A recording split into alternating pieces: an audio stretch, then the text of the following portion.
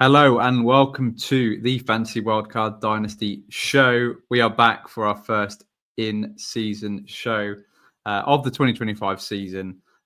James, it has been a while. I think it's been a month since we last spoke. So how have you been? And as a Commanders fan, how has the start of your season been? Yeah, I've been good. Obviously, good to be back on the show.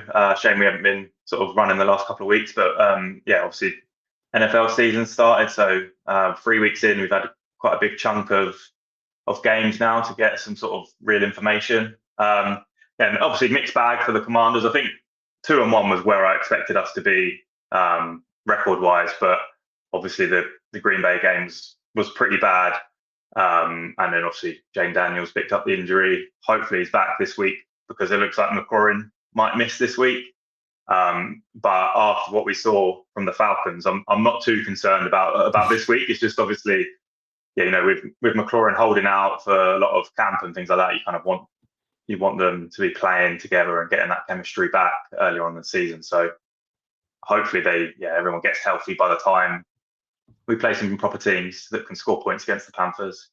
But yeah, other than that, obviously, solid start to the fantasy season, and excited to be back on the show. Yeah, indeed. I certainly hope that you were picking up the win this week, James, against the Falcons, and do my team a favour because, we've got the Eagles this week, who we are their bogey team. We've beat them the last couple of times, but I have a feeling we're not going to do it this year with all the injuries we've got. So we would love you to stamp all over the Falcons. But yeah, I mean, in terms of fantasy wise, it's been a bit of a crazy start to the year. I mean, we discussed pre-show, just you look at the fantasy leaderboard at the minute, right through from quarterback, running back, wide receiver, and even tight end, where you got like Jake Ferguson right at the top. It's been a bit random start to the season with lots of injuries. So we'll try our best to recap the first 3 weeks of NFL action and sort of discuss it from a dynasty point of view. So the host question to kick off the show will be, James, give me one player right now in Dynasty that you are buying. So you think perhaps the value is a bit too low that you want to buy into with the hopes that the value will rise. Who's that player? Yeah, so for me, I'm looking at those players that we sort of see as stud wide receivers that just can't catch a pass at the moment. So yeah, the main guy I would be looking at is Brian Thomas Jr. just because we've seen last year how good he can be. Like, he was elite last year, and for some reason, at the start of this year, his hands just aren't working. He's still being peppered with targets. Like, you could question the quarterback play quite heavily with Trevor Lawrence, but if Brian Thomas was catching balls that were thrown at his chest, he would be performing way better for our fantasy teams. I actually set myself a goal last week to try and buy some Brian Thomas shares because I just felt that everyone was sort of a bit overreacting and panicking for that week 2 game. So I've got one trade which I did do where I had a team that I view as a contender. I got pretty close last year. I think I led the league in points, but lost in the playoffs. I've traded away Jamar Chase, RJ Harvey, and George Kittle for Brian Thomas, Trey McBride, and Devonta Smith. It felt like a little bit on the borderline, obviously giving away such a big asset like Chase, but I wanted to sort of keep that team winning games earlier on in the season. And with George Kittle out, RJ Harvey not really bringing anything to the table at the moment.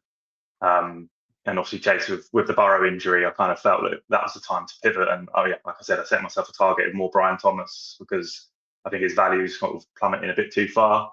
What do you think of that trade?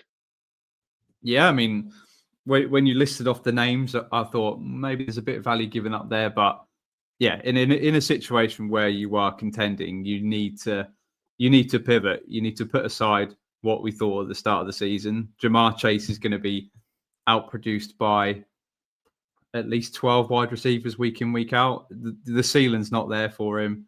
And yeah, Brian Thomas Jr., it's not happening for him at the minute. And we will come on to that, but it certainly can't get any worse. So I think that you are picking him up probably at its lowest point in value. So yeah, like the trade, solid move. And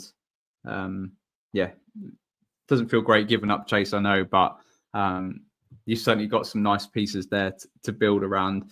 One player that I'm buying right now, and it's not actually a wide receiver, it's a running back, is RJ Harvey, is someone that we've been speaking about a lot in the off-season. Me, you and Mags, massive fans of RJ Harvey, and we thought the system that he was going to go into would be perfect for him. Obviously, he's not really seen the workload when he has been in the game. He's looked fine. It's just the opportunity hasn't been there yet. J.K. Dobbins has been a really, really solid running back for the Broncos. And as a whole, their offense hasn't really got going at all with Bo Nix. The wide receivers, apart from Cortland Sutton this week, really haven't got going, and they've not looked, like they did last year. Obviously, the schedule for them is now a bit more difficult. But yeah, I just think that RJ Harvey, a lot of people are just forgetting the draft capital that he got that was better than we expected. Just the talent that he's got and the system. I'm still going to buy into that system. So yeah, someone that I think that is really, really undervalued right now, that we're only a J.K. Dobbins injury away from him seeing a really big workload and, seeing him be explosive in that offense. A bit like Amarian Hampton now has got that opportunity, and look what he managed to do this week. He was a top 5 running back. So yeah, RJ Harvey, I think definitely trying to buy him this week. Yeah. So we are going to, our first topic tonight is going to be from the first 3 weeks I have learned. So James, we obviously spoke the last time we were on the show together. It was our preseason winners and losers. Has much changed in those first 3 weeks? Are you saying yes or are you saying no? This always happens, I think, at the start of the season, that we find out that we know nothing. So I don't mean, obviously there's loads of players and loads of offenses and teams that we know loads about, and we've got all that history. But with some of these offenses where there's a new situation, a new quarterback or a new head coach or a new offensive play caller, we really do know very little about how that's going to play out. And yeah, I've just picked on a couple of examples of where things have gone way better than we sort of expected, and things that have gone way worse than we expected. So I think the obvious one where the team that have outperformed expectations is the Colts. In I think it might have been our flag unplants, or we've spoken about the Colts offense quite a lot. In fact, I had one of the players as one of my unplants. I'll get to that in a minute. And I've mentioned so many times how I was basically just out on this whole offense, and I wouldn't touch the wide receivers. And obviously after the draft, everyone sort of downgraded Tyler Warren as well. No one wanted anything to do with it. And it wouldn't have just been us. Obviously, this was a general view. It's Daniel Jones who, just been let go by the Giants in the middle of the season because of how badly he was playing. And then it's Anthony Richardson who, is going to be replaced by Daniel Jones. So, he's obviously not very good either. So, yeah. But obviously through 3 weeks, they've surprised us all. They've made everyone sort of eat humble pie. They have the second most yards per game as an offense, the second most points. They're a top 5 passing, top 5 rushing offense. They lead the league in EPA per play, second in total EPA, and they lead the league in success rate. So, however you want to look at it, it's been a very good offense. I don't think that this is, a top 5 offense the rest of the season, but it's an offense that's going to hold fantasy value. And, at the start of the season, I didn't think that was going to be the case. Just individual players. You've got Daniel Jones, who's the QB4, I believe, on the season. Tyler Warren is tight end 9. And that's without scoring any touchdowns. So obviously we know for tight ends, most of them are heavily reliant on touchdowns. If he scores 1 touchdown, he's probably a top 5 tight end quite easily. And Michael Pittman, kind of the forgotten man, is actually the wide receiver 12 at the moment. So, he's a wide receiver 1. And that's without mentioning my flag unplant from the preseason, and that was Jonathan Taylor. He was currently averaging 25 points per game, which is higher than his breakout 2021 season. This is an offense to target for fantasy, whereas, preseason, I'm pretty sure everyone would have been saying, outside of a couple of couple of names, a couple of players on the offense that you want to avoid at all costs. I think when it comes to Daniel Jones, we obviously know he's a productive fantasy asset when he plays because of that rushing upside. I'm not sure that's something he's really been doing a lot of this season, but I think the problem with Daniel Jones is how short the leash he was going to have and how long he was going to be the starter. But the Colts are 3-0. I was listening to a podcast and they effectively said, if you start 3-0, you've got a 75% chance of making the playoffs. And if you look at the division that the Colts are in, they're going to win that division. Like if you start 3-0, you're probably going to win the division. I think the Texans are 0-3. Are the Jags going to win enough games? Maybe. So there might be a bit of competition there. But yeah, if the Colts play well enough that they're on course for the playoffs, they make the playoffs, they're not going to bench their quarterback. I know, obviously, Anthony Richardson is the guy they drafted, and they held a little bit of expectation for him in the future, maybe. But they're certainly not going to bench Daniel Jones while this is happening. And I don't know how they can move on from him last year. We'd be looking at potentially like a Vikings situation. But the difference is, obviously, we've already seen Anthony Richardson, and we know he can't perform at this level. So it's really hard to see how the Colts will move on from Daniel Jones if they make the playoffs. And at the moment, it seems that that's the way it's going. And then I've got another team who I tried to pick one at the other end of the spectrum, where things in the preseason we were all optimistic, and you mentioned one of their players already, RJ Harvey. Everyone was optimistic on the Broncos, not because of any change in circumstance, but because they were going into the second year with Bo Nix as a quarterback, and you kind of expect that sort of leap forward from him. And the Broncos are actually bottom 5 in success rate in the league. They are middle of the road in terms of EPA, so they're not awful. But Bo Nix is the QB 20. Cortland Sutton is wide receiver 17, and I think he scored like 1 point in week 2. And Evan Ingram, who we were all high on in pre-season, has got 7 points. He didn't play the last game, but got 7 points in the first 2 games. So this is an offense to avoid, apart from J.K. Dobbins, who is the running back 12. So as you said, there is sort of a reason to target the offense because they are getting production at the running back position. And if that does turn and it is the rookie RJ Harvey, then obviously we expect him to be sort of more productive than what we're seeing from Dobbins, who's obviously not as explosive as he used to be. What I would say is I'm not sure how much I got right in the preseason, but we did our rankings debate, and I had Bo Nix as my QB 14.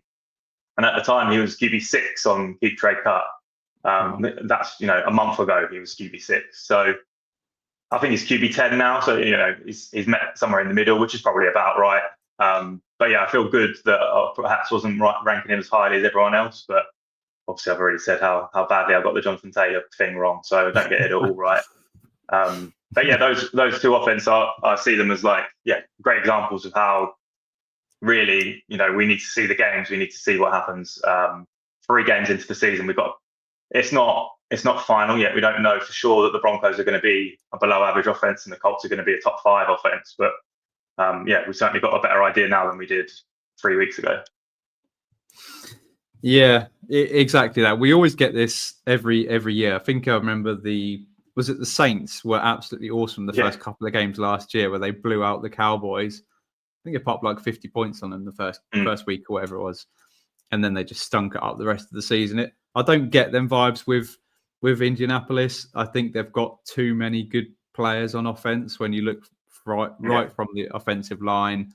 The weapons that they've got, I mean, I was clearly too high on Josh Downs, I think, entering the year thinking that he was going to be that wide receiver 1.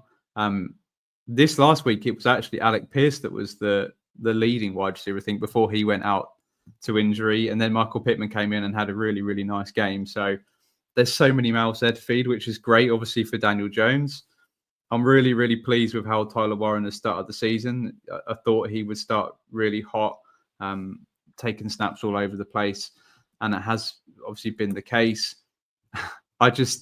They're kind of going to be backed into a corner, aren't they, where they're going to have to re-sign Daniel Jones if it carries on like this. And it kind of feels a bit like the Giants in his Was it his last season, or where they had to re-sign him to that big contract, and they did, and obviously they've paid the price for it ever since. So interesting to see how that continues. Jonathan Taylor, outside of him getting injured, I can't see him not being a top 5 running back this year.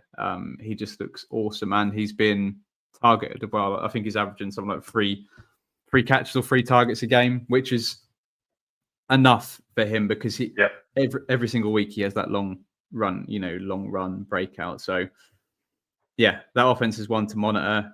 We should monitor that as the season goes on, and the Broncos. Yeah, I think there's plenty of buy low opportunities for the Broncos. My one, I'm on fraudulent report, I've called this. So I've handpicked a few offenses, and these are all ones that people were high on also, especially the first one with the Jags. Obviously, Liam Cohen coming across from Tampa Bay. We had a really awesome offense, averaging 29 points a game last year, thinking that was going to carry over to the Jags scheme, but it's just, for whatever reason, they've sort of struggled, all 3 of them. Trevor Lawrence, 6 touchdowns to 6 interceptions so far, including some really, really ugly ones as well. Everybody thought that he's going to take the step forward, and it's not happened yet. Not to say that it's not going to happen, but I've always seen it in how much longer, does it go on where people stop making excuses for Trevor Lawrence, whether it be from that year one to the previous play callers or head coaches. It's always been their fault and not Trevor Lawrence's. So interesting to see how that continues. He's currently quarterback 21, averaging 13.8 points per game. He's being outproduced currently by Spencer Rattler, not something that a lot of people had on their bingo cards. Brian Thomas Jr. as well. We've mentioned it already, the struggles. He's looked just off the pace. He's not looked like he wants to compete that much this year.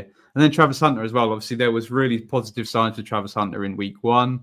The snap rate was high. That seems to have dropped the last 2 weeks, where he's playing more on defense. And to be honest, the thing from a fantasy manager's point of view, I think they've won those last games. So I think they're 2-1, the Jags. If that's the winning formula, where Travis Hunter plays more on defense, does that continue? So yeah, not a great situation. I've never been a big Trevor Lawrence fan. I've always been on the lower side of Trevor Lawrence. Just looking at his points per game, I just thought, who started the season and who would you be better starting other than Trevor Lawrence this year? So J.K. Dobbins is averaging more points than Trevor Lawrence. Wan'Dale Robinson is averaging more points than Trevor Lawrence. I know he had a big week too. And even Juwan Johnson, the tight end, 14.2 points per game, outproducing Trevor Lawrence. So that was interesting. A big one for me is Kyler Murray and Marvin Harrison Jr., the Cardinals. There was obviously Marvin Harrison Jr. came in as superstar prospect. I'm sure he was the wide receiver 9 off the boards last year in redraft. Everybody was expecting that big, like Malik Neighbors, that year 1, just awesome breakout. It obviously didn't happen, and this year it's been the case as well, where that drop that he had over the weekend, that he was just wide open, and it was embarrassing, to be honest. And it just sums up the sort of chemistry that he's had, or lack of chemistry that he's had with Kyler Murray ever since he got drafted to Arizona. Kyler Murray himself is averaging 15.8 points per game. I'm pretty concerned because I've got a lot of Kyler Murray on my dynasty teams. I've always felt that he's been a good value in drafts and startup drafts, trading for him. I always felt that he's got a top 5 ceiling in him. He once did have that, but it's not happened the last few seasons. You've got Call of Duty coming out in a month's time, which is always a concern with Kyler. He finished quarterback 10 last year, which was a bit sneaky because nobody really talked about him. He threw 21 passing touchdowns in the full 17 games, which is not great. In fact, the most he's ever thrown in a season is 26. So the passing sort of ceiling is not there for Kyler. but his rushing yardage has slightly increased this year, so he's on pace to have his best rushing season since 2020. So hopefully that continues, and is obviously still left on a big contract. I looked at they can actually cut him at the end of 2026, or it might be the start of 2026 for a 57 million dead cap hit, which there has been bigger dead cap hits taken, in the past few years. You think of Derek Carr and other players like that, but I don't expect that to be the case. But I do think that the Cardinals and Kyler Murray need to compete sooner rather than later. Another one that is on my fraudulent watch is Michael Penix Jr., Drake London at not the Cardinals, just spoke about them, the Falcons. And this one, I take delight at talking about the Falcons in a negative way. But we just thought that we saw the final 3 games of Michael Penix Jr. last year, and people were really, really excited about what he could be. Would that continue? It was a crazy rate of targets that Drake London saw them 3 games. But now I've had to add them to my fraud watch because it's not really continued from last year. It started off okay, but I don't think many people saw the absolute travesty that was the weekend where they got slapped by the Panthers. Penix 4 interceptions, and well, a lot of people were talking about with these quarterback injuries whether Kirk Cousins would be traded from the Falcons. Well, it turned out he actually came into the game, which was unbelievable.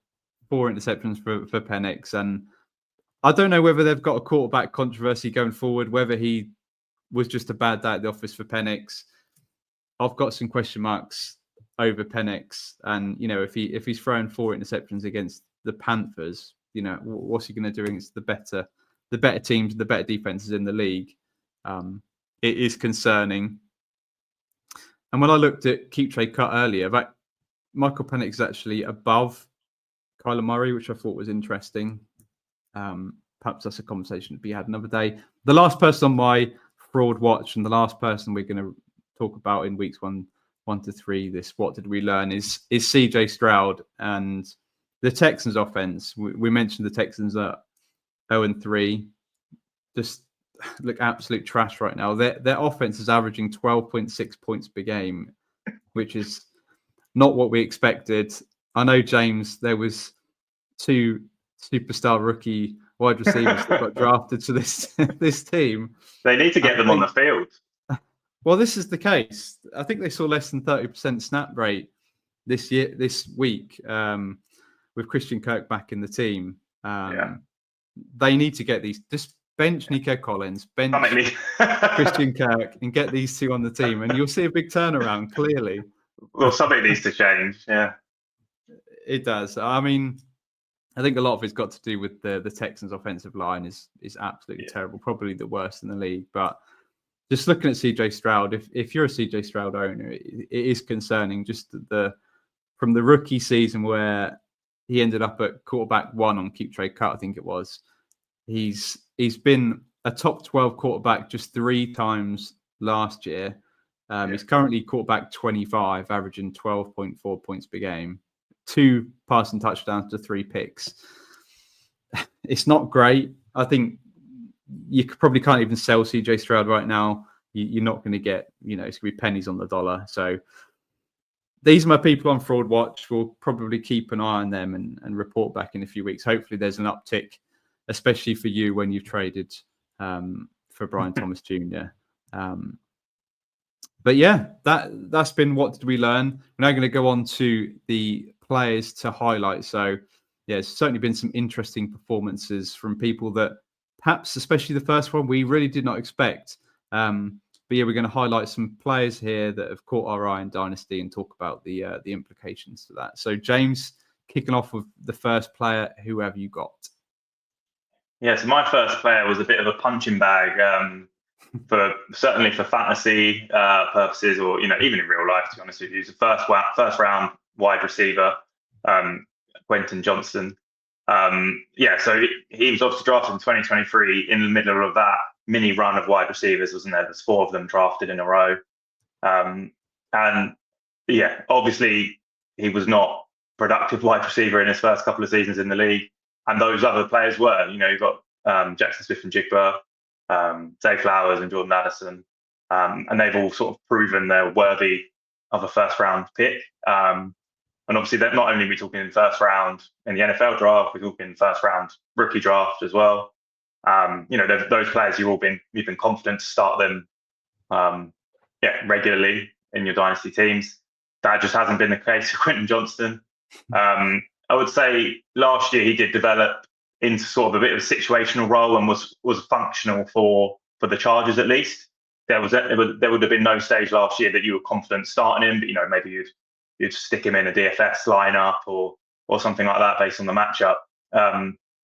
But he did end the season strongly. He had 186 yards in week 18. So maybe that was just a little bit of a sign of what's to come. And I think the main thing here is that the Chargers are, at the moment, the most pass-heavy offense in the league. So we know that obviously last year, Ladd McConkey was a stud, your guy. And he was sort of the focal point of the offense. They've not only sort of added Quentin Johnston's sort of developed into a bigger role, but they've obviously added Keenan Allen as well. And I think with those three, they're just really happy with that. And there's been some question marks over the running game, and maybe the offensive line's not been good enough for the running game. So they've just been just chucking the ball up. QJ, he hasn't actually led the team in targets. Keenan Allen has had more targets, but he does lead the team in yards, and both him and Keenan Allen have got 3 touchdowns. And it's kind of a little bit, they've cannibalized Ladd McConkey, and he's not really sort of been that stud in the first 3 weeks of the season. He's been okay, but, we've sort of seen him as a borderline top 12 dynasty wide receiver, and that just hasn't really happened. For Quentin Johnston, he's now up to wide receiver 35, keep trade cut, and his value is around about a second, maybe a little bit more than a second, but literally at the start of the month, so 3 weeks ago, before the season started, he was wide receiver 79. I don't think you're going to see anyone else that's surprised 44 places in their position. He was valued at about a third, I guess, and obviously, like I said already, he came into the league as a first round draft pick. I think I'm probably okay paying a second for him if I need the depth. I did see him go for a second in the league today, so it's something that has happened. If I'm on a rebuild team, I'm probably just waiting to see if it continues, because if this continues, this usage continues, and he leads the most pass heavy offense in the team in receiving in the league, in receiving yards, then he's probably going to be valued at more than a second in another month's time. I'm not sure that is going to happen, and obviously we'll probably see some regression, and we'll see Ladd McConkey get more involved because the Chargers will know how good he is. But he was once a first round pick, so it's not beyond sort of the realms of possibility that he gets his value returned somewhere near there. I'm happy to sort of buy him for around a second on a sort of contending team that maybe I've got some injuries, or I just want someone I can play over the bye weeks, and if he's getting sort of 80, 90 yards a game, a few catches, the odd touchdown, then it's sort of a very viable starter, where that's just not been the case in his first 2 years. No, it certainly hasn't, and it's a shame Kev is not on the show, because he was a massive Quentin Johnston fan, and he just had it ripped into him for the first couple of years, where done absolutely nothing, and now look at him. But a question: if you obviously in a redraft league, who would you prefer out of Quentin Johnston and Ladd McConkey right now on your team for the rest of the season? I do struggle with making like a switch on something like that, where I would have had such a strong conviction on it 3 weeks ago. I do struggle to change my mind. But I can certainly see the argument for Quentin Johnston, because it's happened. We've seen the production, and the Chargers are winning games, so it's working. So why would they change? I just think that eventually they'll sort of, in maybe closer games or games towards the end of the season that they're trying to win to get a better playoff seed or make the playoffs, that they'll sort of lean more on their sort of more proven, reliable guy, Ladd McConkey. But it's certainly be a hell of a lot closer than it was 3 weeks ago. It certainly would be, yeah. That is an interesting one, and I do wonder whether the first few games of the season, whether the opposing defenses have tried to stop McConkey and said, right, we'll challenge you to go to Quinton Johnson and see how good he is, take away Lad McConkey. And whether that will change going, in the next few games, next few weeks, I think I would be with you and I'd stick with McConkey at the minute, but he's not had a finish inside the top 24 yet. And I think Quinton Johnson's been top 24 at least every single week, and he seems to be the touchdown guy. So you love to see Justin Herbert slinging the ball and, not in this run heavy offense. So yeah, really interesting one. And I'd be the same. If I'm on a contender and I thought it's going to be a late second, I'd absolutely pay a second round pick for Quinton Johnson right now. Someone that is definitely valued at more than a second round pick right now, and you probably do well to get him for 2 firsts, is Emeka Egbuka, obviously from the Tampa Bay Buccaneers. And yeah, I mean, I didn't want to be the person talking about him, but it sort of just fell that way. And yeah, it's been really, really nice to see just the instant impact that he's had, on the team and had to have, to be honest. He's out there, not just, one-handing balls on the sideline over Sauce Gardner in his 3rd game in the NFL, and it's not just the 3 touchdowns that he's had to, in the first 2 games of the season. It's just been really, really impressive the way that he just looks so much like a veteran. It's almost like watching Chris Godwin clone out there. It's incredible. Obviously, he's been learning under him, but it's just the way that he blocks, his understanding how he sets up defenders, whether it be on the boundary or inside in the slot. His help in the run game has been unbelievable, where obviously the offensive line has been just decimated, where there's 5 new starters on the offensive line. He's really helped in the run game, and he's not afraid to get that block in. So that's been really, really impressive to me.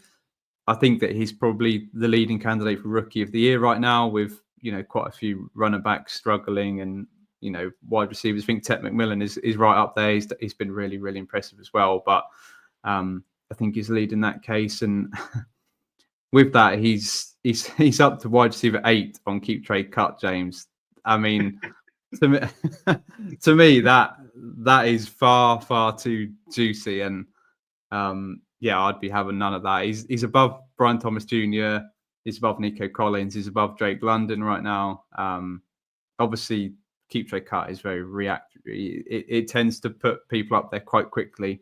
But if even as a Buccaneers fan, if I was an owner of Egbuka and then someone offered me Nico Collins or Brian Thomas Jr., I'd snap that hand up right now for him. But I mean, yeah, if Egbuka can stay healthy, and he's the only one on the Bucs that is healthy at the minute, with Mike Evans now out for the next 3 or 4 weeks with a hamstring.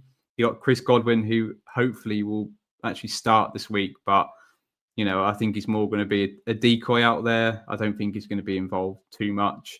I think the opportunity is just massive. I can't see him not getting double-digit targets for the next 3 or 4 weeks if Baker can stay upright, if the offense can stay functioning. His value is just going to continue to rise because he's got such a great opportunity with a great quarterback right now. And you think Mike Evans is in last year of his contract. Chris Godwin's got 1 more year. How healthy is he because he's getting injured every single year. Yeah, it's incredible. How much is he worth right now? I think he's probably worth 2 first-round picks. I think that probably is the asking price. And to think that you were able to get him in some of your rookie drafts at beginning of round 2 is pretty incredible. So I just wanted to highlight Egbuka. Did you take much of Egbuka in rookie draft, James? No, I didn't, but not because I didn't like him. I think we actually spoke about him in our last show, the preseason winners and losers, as a big winner of the preseason. And I did mention that we had a league where he went in the 2nd round and someone took Trey Harris ahead of him.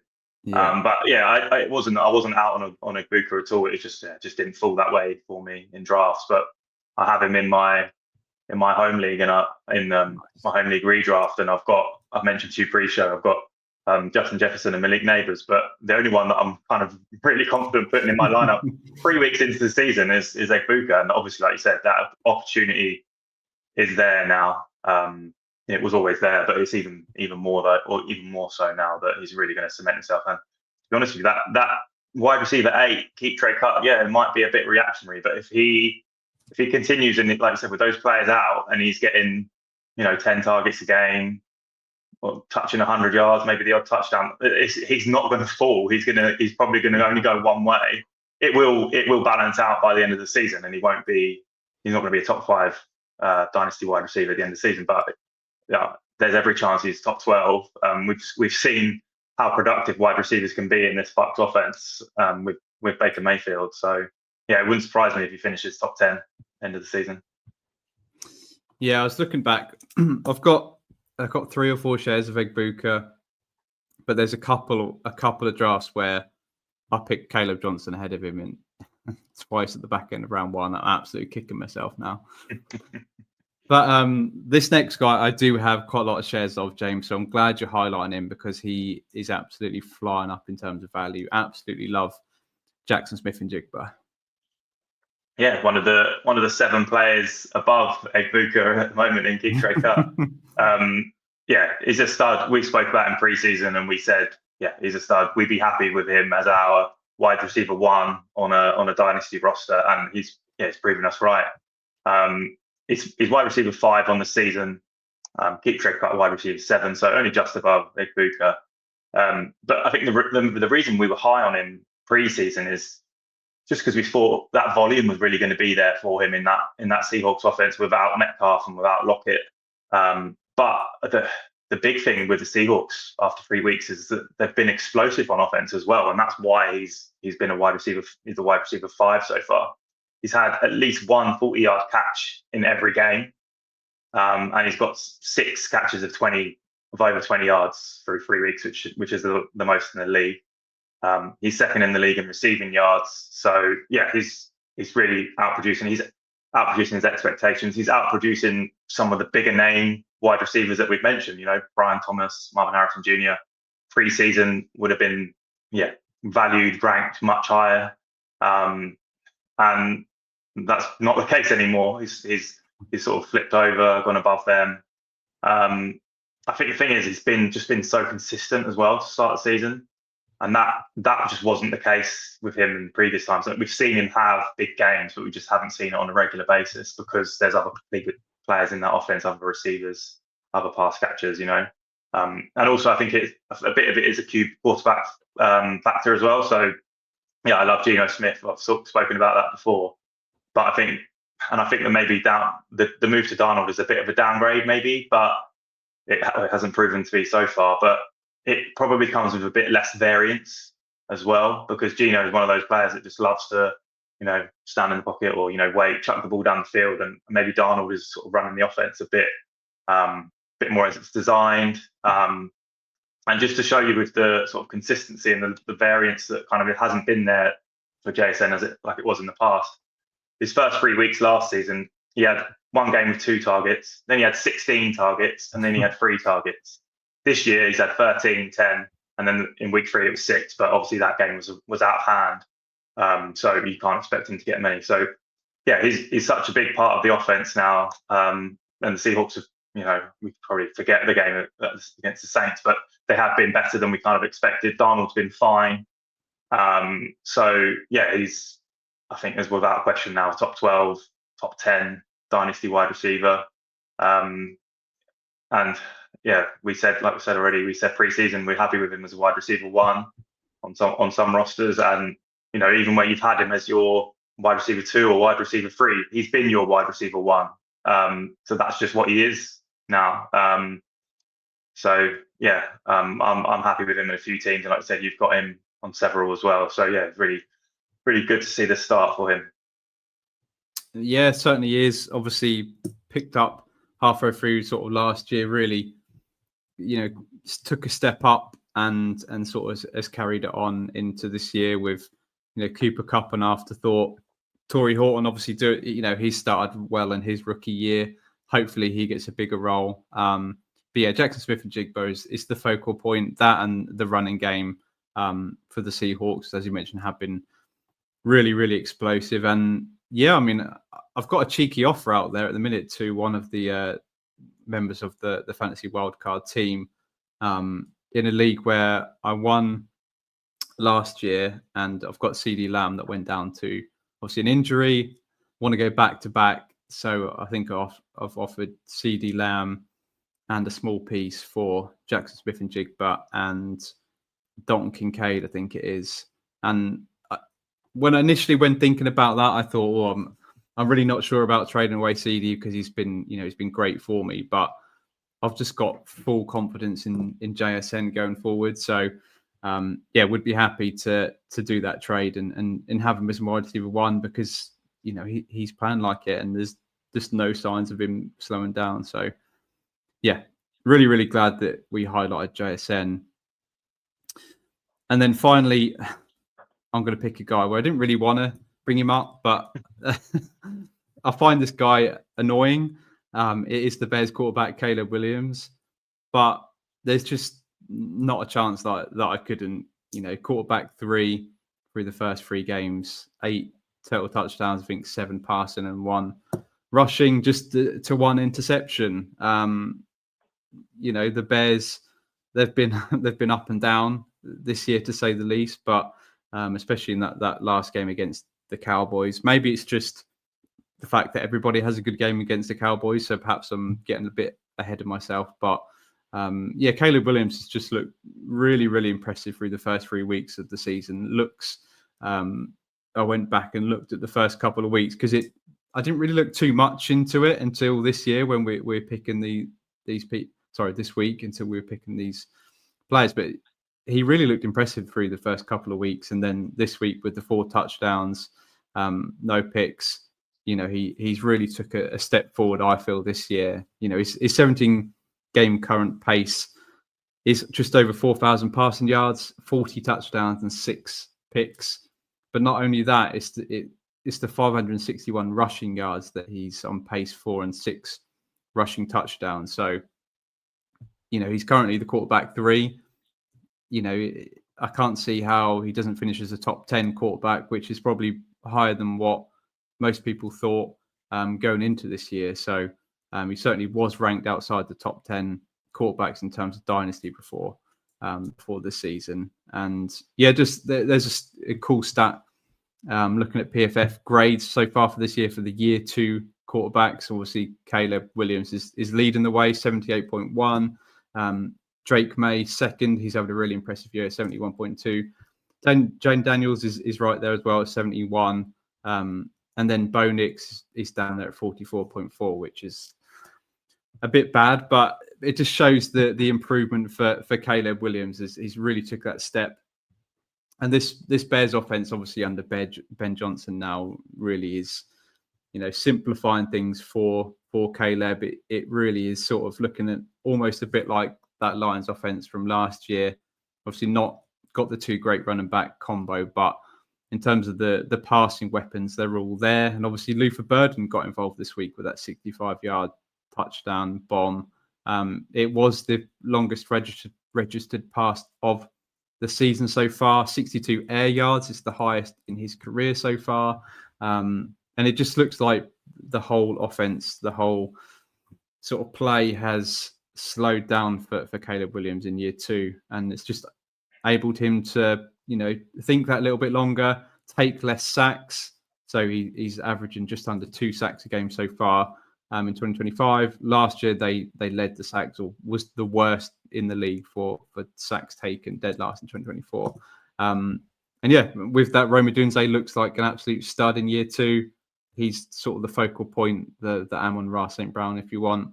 And then just think that, all right, Luther Burden was involved this week a little bit more, but still not massively. You've got Colston Loveland still to come in, and he's injured right now, but when he's sort of picked up the offense a bit more, this offense is going to be really, really hard to stop. So he is on Keep Trade Cut. He's quarterback 11 right now. I think he's just up. I think he started the season at quarterback 12, so he's not really moved too much. And I think that if this was to carry on, there's no reason why he can't be sort of where Drake May is right now. So Drake May is the quarterback 7 on Keep Trade Cut. There's no reason to say why Caleb Williams can't finish the year up at keep quarterback 7. So who would you prefer, James, in Dynasty out of Drake May and Caleb Williams right now? Yeah, I'm probably still Drake May. As I've kind of said already, I don't like making changes on specific players at sort of this early in the season. I'm fine with sort of valuing a player higher and stuff like that, but there's a bit of a gap there between those players pre-season. I'm not quite ready to overturn it, but Caleb Williams is obviously he's had a decent start to the season. But that game against the Cowboys, I think I heard earlier, was the first game in his NFL career where he didn't take a sack. So that's obviously, like you said, probably more of a Cowboys thing than it is a Bears thing. But you've got to take every positive way you can. And obviously the Bears have never had a 4,000-yard quarterback, right?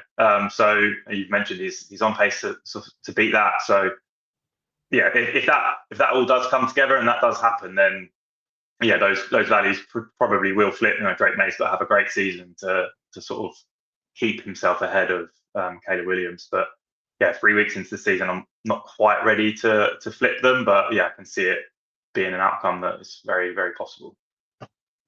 Yep, indeed. And with that, we're going to fly into the 2-minute warning. So we've picked 5 players where they've been really, really interesting. They're sort of trending players in Dynasty right now. And we've seen, we've gone to dynastydaddy.com, found their trade database, found some live trades with these players, and we're going to pick which side that we're on. So first player is Daniel Jones. So would you rather Daniel Jones right now in Dynasty or Travis Hunter? He's obviously had a great start to the season. Indiana Jones, as he was called at the weekend on Red Zone. Travis Hunter as well, been disappointing. I find it hard to move on from a sort of mid-first round draft pick. I wouldn't be valuing Daniel Jones as at first yet. Maybe if he's the starter by next year, he maybe will be valued there. I'd stick with Hunter for now, but that's really not a question that I thought we would sort of be debating. No, I think I'm still with you. I think I'd like to see Travis Hunter throughout the season, play more snaps on offense and find that chemistry with Trevor Lawrence. So I think it's too early to put Daniel Jones in that next bracket. So I'll go Travis Hunter. The next guy is Trey Benson, obviously now going to be the Cardinals running back 1. So would you rather Trey Benson or 2 2026 seconds? I'm not sure. If this is the only running back I can get for those 2 seconds, I would think about it.